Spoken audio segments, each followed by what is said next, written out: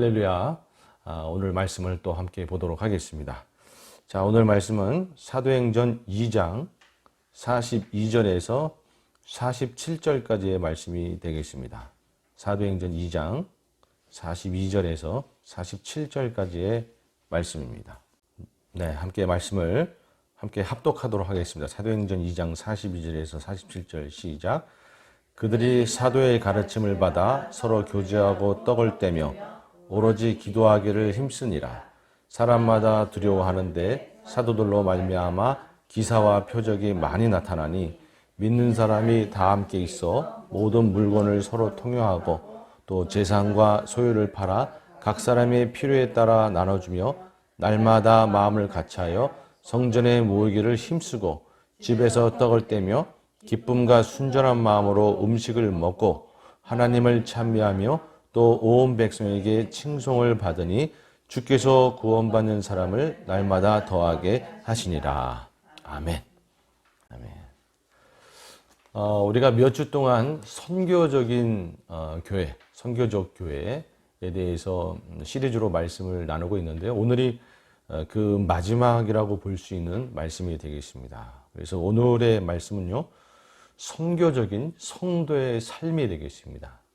그동안은 선교적 교회에 대해서 말씀을 드렸고, 자, 그렇다 그러면 우리 선교적 교회에서 함께 신앙생활을 하는 이 성도들의 삶은 어때야 되는가? 그 말씀을 함께 오늘 나눠보고자 하겠습니다. 성령에 의해서 이제 교회가 시작이 되고, 성령께서는 맨 처음에 역사를 하신 것이 방언을 말하게 하셨죠. 그래서 방언을 통해서 여러 민족, 여러 언어의 복음이 전파되도록 하셨고, 또 베드로의 설교로 인해서 3,000명이 주께 돌아오는, 베드로의 설교로 예수 그리스도가 선포되고 3,000명이 주께 돌아오는 일이 벌어지면서 이제 초대교회가 시작이 되었습니다. 즉 성령의 처음 사역의 시작은 바로 선교적인 사역이었다. 방언을 통해서 여러 민족으로 복음이 전파되고 또 베드로가 설교로 주 예수를 선포하고 성도들이 주님께 돌아오고 그렇게 되면서 교회가 시작이 된 거기 때문에 이 교회의 시작은 선교적으로 시작이 된 것이다. 하나님의 선교가 예수님을 통해서 성령을 통해서 시작이 된 거죠. 그렇기 때문에 당연히 그 초대교회에 함께 모여있는 그 성도의 공동체는 선교적인 공동체일 수밖에 없고 선교적인 삶을 살 수밖에 없습니다. 자, 그렇다 그러면 과연 그 성도들의 선교적인 삶의 특징은 무엇인가? 우리가 살펴보면서 선교적인 삶에 대해서 오늘 함께 살펴보고자 합니다. 첫 번째로 하나님을 두려워하는 삶이었다라는 것이죠. 하나님을 두려워하는 삶이었다. 오늘 본문 말씀에 보면 사도행전 2장 42절과 43절 말씀에 보면 그들이 사도의 가르침을 받아 서로 교제하고 떡을 떼며 오로지 기도하기를 힘쓰니라. 사람마다 두려워하는데 사도들로 말미암아 기사와 표적이 많이 나타나니. 이제 그들이 함께 공동체로 모여서 사도들한테 가르침을 받습니다. 사도들한테 가르침을 받고 거기에 더해서 사도들에게 기사와 표적이 많이 나요. 많이 나타납니다. 그러니까 거기에 모여있는 성도들이 하나님을 두려워하는 그런 모습이 등장한 거죠. 자, 그들은 사도의 가르침과 특별히 기사와 표적을 경험하게 되면서 하나님을 두려워하는 그러한 삶으로 바뀌어간 겁니다. 자, 하나님을 두려워하는 삶이란 무엇인가? 하나님께 그냥 공포스럽게 지배당하는 것, 그 기사와 표적을 보면서 하나님은 무서운 분이시다 하면서 하나님께 공포스럽게 지배당하는 것을 의미하는가? 아닌 것이죠. 그 기사와 표적이라고 얘기할 때 이 기사와 표적은 병을 고치는 그런 기적들, 귀신을 내쫓는 기적들, 그리고 심지어는 죽은 자를 살리는 기적들이 나타난 거죠. 즉 사도들에게서 나타나는 기사와 표적은 성도들을 돕고 성도들을 이롭게 하고 성도들을 살리는 그러한 기적들이었다라는 것이죠. 심지어 사도들은 죽은 자까지 살리는 일들을 했던 것이죠. 예를 들어서 베드로는 욥바에 살고 있던 아주 주의를 많이 했던 여정 다비다를 살리는 그러한 일을 했죠.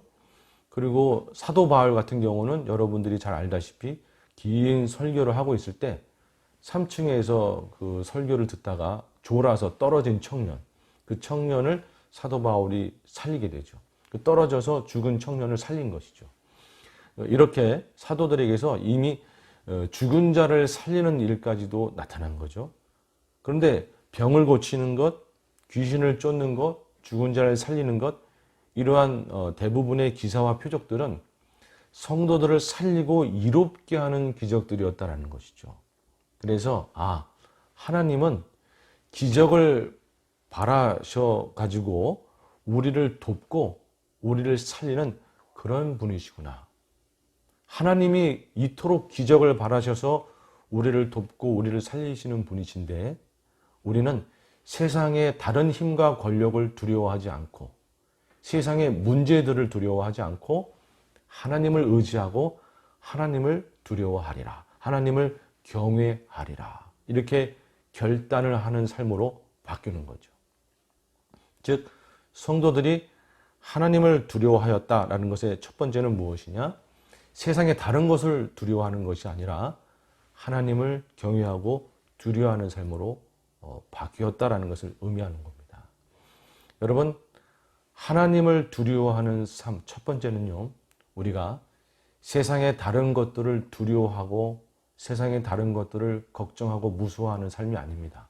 세상의 힘과 권력에 굴하고 두려워하고 세상의 여러 가지 문제들 앞에 두려워하고 겁내고 그래서 근심하고 낙심하고 그러한 삶이 아니라 우리는 세상을 두려워하지 아니하고 하나님을 의지하고 하나님을 경외하고 하나님을 두려워하리라. 여러분, 이러한 결단이 우리에게 있어야 되는 줄로 믿습니다. 선교적인 삶을 사는 성도들의 첫 번째 특징은 바로 이렇게 하나님만을 경외하고 두려워하는 삶이었다.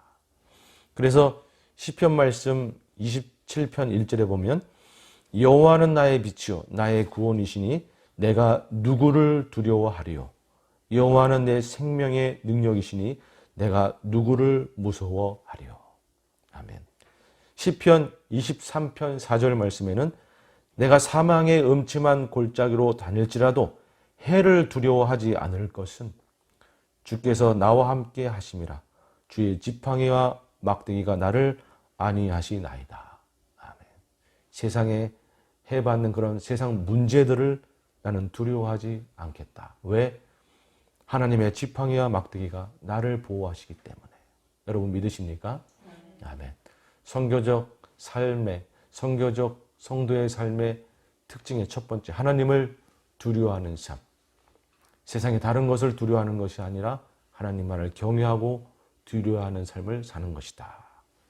두 번째는 하나님을 두려워함으로 죄를 멀리하고 방탕한 삶을 멀리하는 삶을 사는 것으로 변하는 것을 의미합니다. 하나님을 두려워한다는 것은 이제 하나님 앞에서 죄를 멀리하고 방탕한 삶을 멀리하는 거예요. 왜? 하나님은 거룩한 분이시고 심판의 하나님이십니다. 죄인들을 심판하셔서 지옥불에 던지시는 그러한 분이세요. 예수 그리스도의 십자가의 은혜로 인해서 우리가 구원을 받고 천국으로 갈 수가 있는 거지, 하나님은 심판의 하나님이십니다. 그래서 죄인들을 지옥불에 던지시는 그런 분이에요. 여러분, 이런 부분들을 가시적으로 보여준 사건, 이 사도행전에 등장하는 아주 대표적인 사건이 바로 아나니아와 삽비라 사건 아니겠습니까? 그러니까 아나니아와 삽비라는 그 바나바가 자신의 재산을 팔아가지고 그 성도들 앞에 내놓고 가난한 자들을 돕게 하고 그런 모습 속에서 명성을 얻는 모습을 보고 우리들도 재물을 팔아서 내놓고 그렇게 해야 되겠다라고 생각을 한 거죠. 그런데 그들이 재물을 팔아서 내놓을 때 일부를 감추고 전 재산을 판 것처럼 내놓았어요. 여러분, 그 의도가 무엇이겠습니까? 사실은 재물을 팔아 내놓은 것은 정말 사랑을 실천하고 나누기 위해서가 아니라 나도 바나바처럼 명성을 얻고 싶다. 사실은 아나니아와 삽비라는 명성을 추구한 것이었고 재물을 추구한 자였던 것이죠. 그런 모습은 속 안에 있으면서 겉으로만 그럴싸하게 내놓는 모습을 보이는 거죠. 즉 거짓의 죄를 지은 겁니다. 하나님은 그런 아나니아와 삽비라를 그 자리에서 죽게 만들어 버립니다.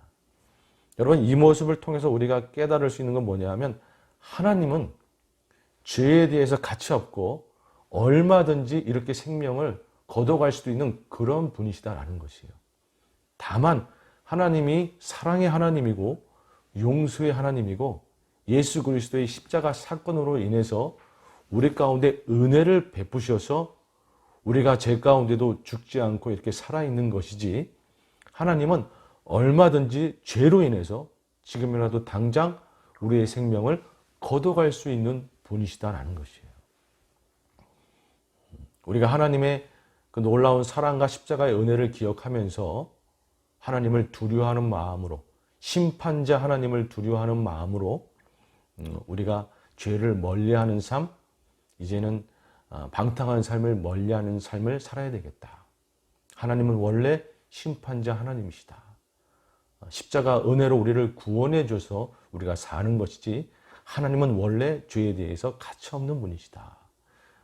나도 거룩하니 너희도 거룩하라. 이렇게 말씀하신 하나님을 우리가 두려워하고 경외함으로 죄를 멀리하고 방탕한 삶을 멀리하는 삶을 살고자 결단하는 것. 여러분, 이것이 선교적 성도의 삶인 줄로 믿습니다. 아멘. 첫 번째, 하나님을 두려워하는 삶이었다. 세상을 두려워하지 않고 하나님만을 두려워하고 경외하는 삶을 사는 자가 되는 것이다. 그리고 하나님을 두려워함으로 죄를 멀리하고 방탕한 삶을 멀리하는 삶을 살기로 결단하는 것이다. 우리 선교적 성도의 삶이 첫 번째로 이러한 특징이 있다라는 것을 기억하시고 아무쪼록 하나님만을 두려워하는 저희 모두가 되기를 주님의 이름으로 축원합니다. 아멘. 두 번째로, 선교적 삶은 어떤 삶이냐? 선교적 삶은 제자의 삶이다라는 것이에요. 제가 몇 주 전에 제자란 무엇인가라는 설교를 하면서, 제자란 자신을 위해서 사는 자가 아니라 그저 자신을 위해서 삶으로 인해서 돈과 권력만을 쫓는 자가 아니라 이제는 양을 위해서, 남을 위해서 자신을 희생하고 섬기는 삶을 사는 자, 이것이 제자다라고 말씀드렸어요. 두 단어로 설명하면 제자란 사랑과 나눔을 실천하는 삶이다라는 것이죠. 사랑과 나눔을 실천하는 삶. 더 이상 나 자신만을 위해서 살고 나 자신만을 위해서 물질을 추구하고 권력을 추구하고 그런 삶을 사는 것이 아니라 다른 사람들을 위해서 희생하면서 사랑과 나눔을 실천하는 삶을 사는 것이 제자다. 선교적 삶이란 이런 제자의 삶을 포함하고 있는 것이라 이야기할 수 있습니다. 오늘 또 본문 말씀 사도행전 2장 44절 45절 말씀에 보면, 믿는 사람이 다 함께 있어 모든 물건을 서로 통용하고 또 재산과 소유를 팔아 각 사람의 필요를 따라 나눠주며. 이 초대교회에 모인 성도들의 모습 중에 가장 큰 특징은 무엇이냐면 재물에 대해서 포기하는 마음이 있었어요.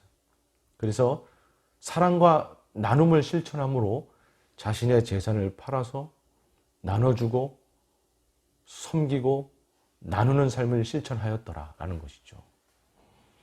여러분, 우리가 이 부분에 대해서 정말 귀하게 생각해야 될 줄로 믿습니다.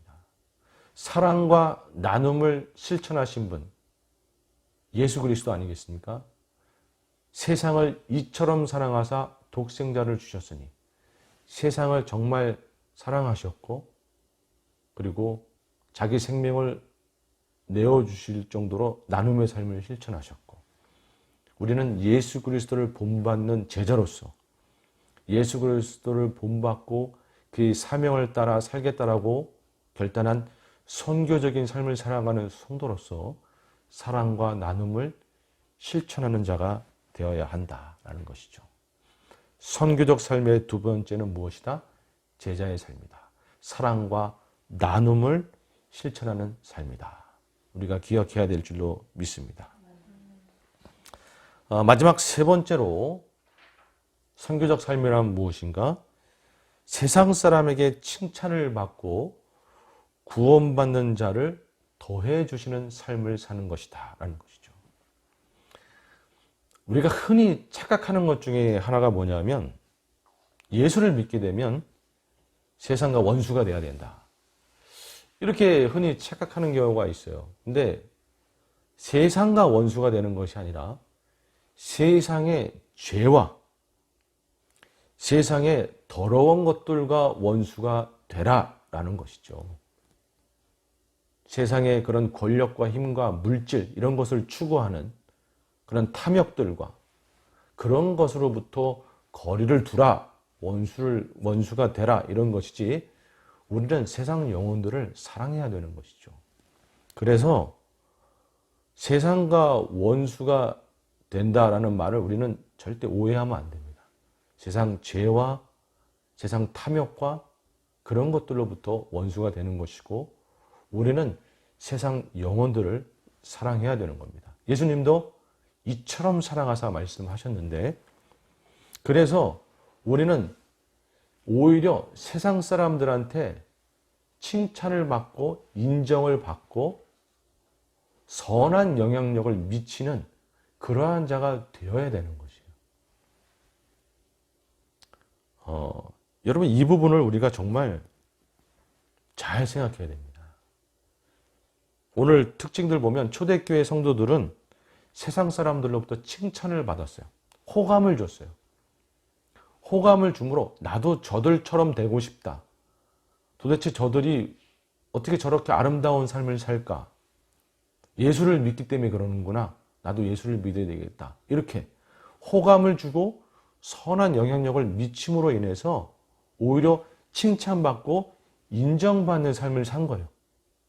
세상 사람들한테 민폐를 끼치고 그저 꼴불견의 모습을 보여주는 그런 자가 아닌 거예요. 그러니까 우리가 세상과 원수가 되어야 된다라는 잘못된 편견 속에 세상 사람들한테 꼴불견의 모습을 보여주고 민폐의 모습을 보여주는 것이 그게 믿음이 있느냐 착각하는 경우가 있는데, 결코 그런 게 아니죠. 우리는 세상 사람들한테 호감을 주고 칭찬을 받고 선한 영향력을 미치는 자가 되어야 되는 것이에요. 그도 그럴 것이 세상의 힘과 권력에 굴하지 않고 죄를 멀리하고 방탕한 삶을 멀리하고 사랑과 나눔을 실천하고, 아니 이러한 삶을 사는데 어떻게 호감을 안 주고 칭찬을 안 받을 수 있겠어요? 그렇게 칭찬을 받고 선한 영향력을 미치는 삶을 삶으로 인해서 자연스럽게 구원받는 자들이 더해지는, 그렇게 결과되어지는 삶을 사는 것이 선교적인 삶이다라는 것이에요. 그래서 우리가 사도들한테 그저 가르침만 받고 끝나는 것이 아니라 가르침을 받고 기사 표적을 경험하고 나서 우리의 삶이 하나님을 두려워하는 삶으로 변해야 된다. 삶의 열매가 맺어져야 된다. 그리고 더 나아가서 우리의 삶이 사랑과 나눔을 실천하는 삶이 되어야 된다. 그런데 나 혼자 사랑과 나눔을 실천하고 있는 것이 아니라 사람들한테 칭찬받고 인정받을 정도로 사랑과 나눔을 실천하고 정말 선한 영향력을 미치는 자가 되어야 된다. 그래서 그 결과로 성도들이 더해지고 교회가 성장하는 그러한 결과까지 흘러가는, 이렇게 나아가는 삶이 선교적인 삶이다라는 것을 우리가 깨달을 필요가 있습니다.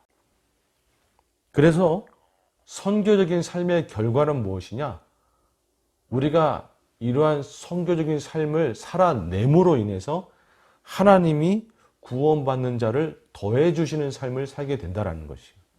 하나님이 구원받는 자를 더해 주시는 삶. 그러니까 우선순위가 무엇이냐?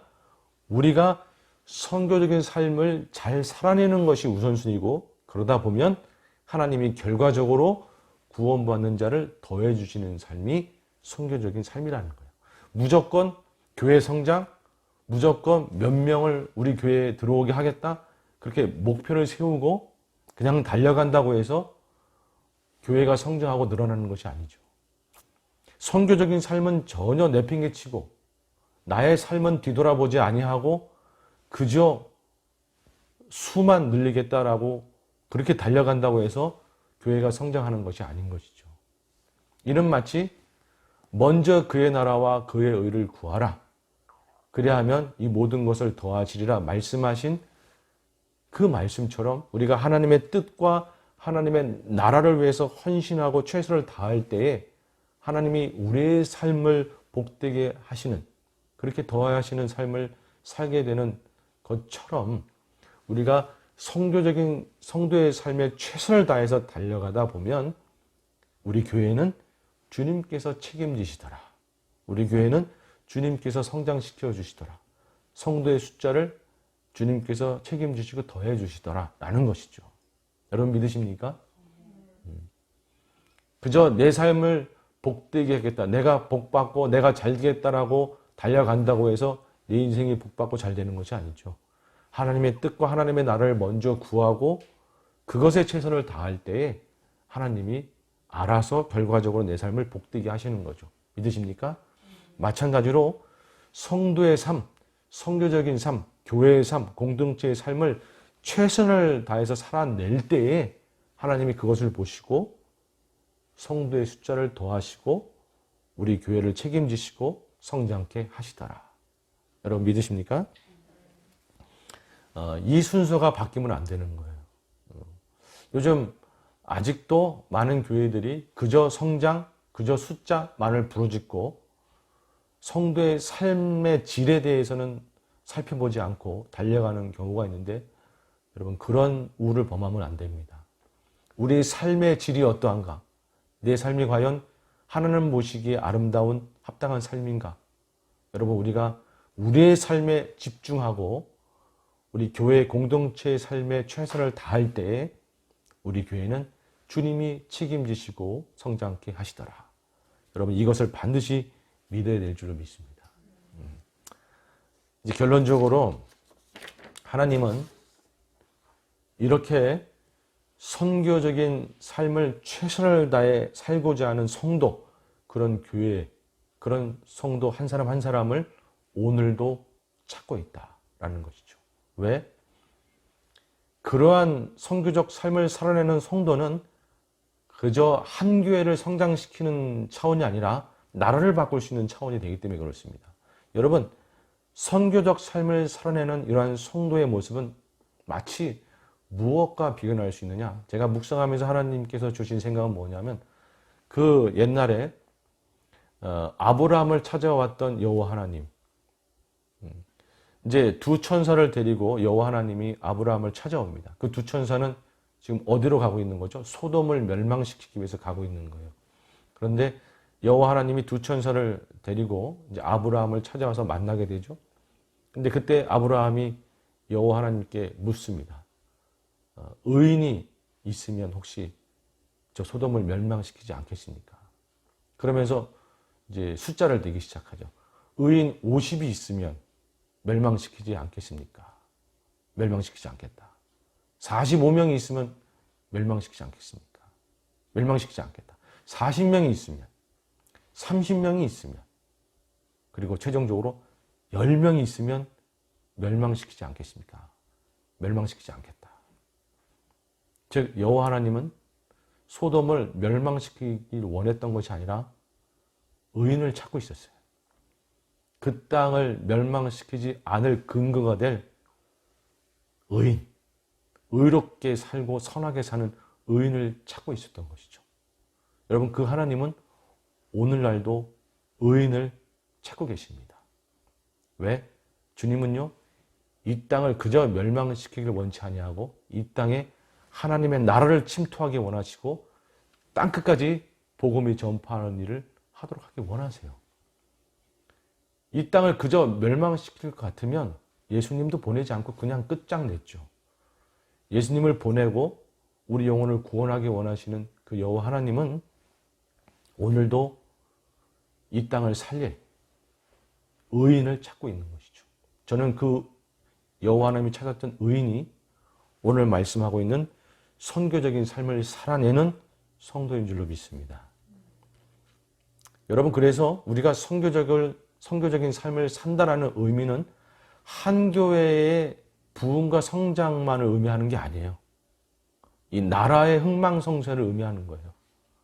정말 우리가 죄를 멀리하고 하나님을 두려워하고 사랑과 나눔을 실천하고 이런 아름다운 선교적인 삶을 살아내는 성도가 된다는 것은 이 땅을 변화시키는 일이 되는 것이고 이 땅에 하나님의 나라를 침투하게 만드는 일이 되는 거예요. 여러분, 우리는 하나님 나라의 시민으로서 이 세상 땅 가운데 하나님의 나라가 펼쳐지도록 두 가지예요. 복음이 땅끝까지 펼쳐지도록, 그것만이 아니라 하나님의 나라가 이 땅에 아름답게 펼쳐지도록 우리는 살아내야 될 의무가 있는 거예요. 우리가 주기도문 할 때 고백하는 내용이 뭡니까? 마태복음 6장 9절에 보면 그러므로 너희는 이렇게 기도하라. 하늘에 계신 우리 아버지여, 이름이 거룩히 여김을 받으시오며 나라가 임하시오며 뜻이 하늘에서 이룬 것 같이 땅에서도 이루어지이다. 하나님의 나라가 이 땅에 이루어지고 임하고 하나님의 뜻이 이 땅 가운데 펼쳐지는 삶, 우리가 주기도문을 하면서 날마다 기도하는 내용이에요. 세상 땅 가운데 하나님의 나라가 임하며 침투하는 삶. 그래서 온 땅 가운데 하나님의 나라가 편만히 임하고 하나님의 뜻이 이루어지고 복음이 땅끝까지 전파되는 것. 여러분, 이것이 우리의 목표인 것이죠. 선교적 삶을 살아내는 자, 그런 자들이 이 목표를 이루는 데 일조할 수 있는 겁니다. 그렇게 우리가 일조하며 섬기다가 그날에 주님 재림하시면 본격적으로 시작되는 저 영원한 하늘나라에 들어가서 우리는 영원히 사는 것이죠. 성도의 삶이라고 하는 것은, 선교적 삶이라고 하는 것은 그저 나 하나를 위해서 버티는 삶 또는 교회 성장하는 삶, 여러분 그런 차원이 아니라 이 땅을 아름답게 바꾸는 삶, 하나님의 뜻이 이 땅 가운데 펼쳐지고 하나님 나라가 펼쳐지도록, 그리고 복음이 땅끝까지 전파되도록 그렇게 삶을 들여 최선을 다하는 삶이더라. 아무쪼록 우리 노엘교회 성도님들 그리고 우리 모든 주의 백성들이 하나님이 원하시는 선교적인 삶을 열심히 살아내므로 하나님의 나라와 하나님의 뜻이 이 땅에 펼쳐지고 복음이 땅끝까지 이르는 데 일조하다가 그날에 주님 만나서 저 영원한 천국에서 주님과 또 영원히 사는 그런 저희 모두가 되기를 주님의 이름으로 축원합니다. 아멘.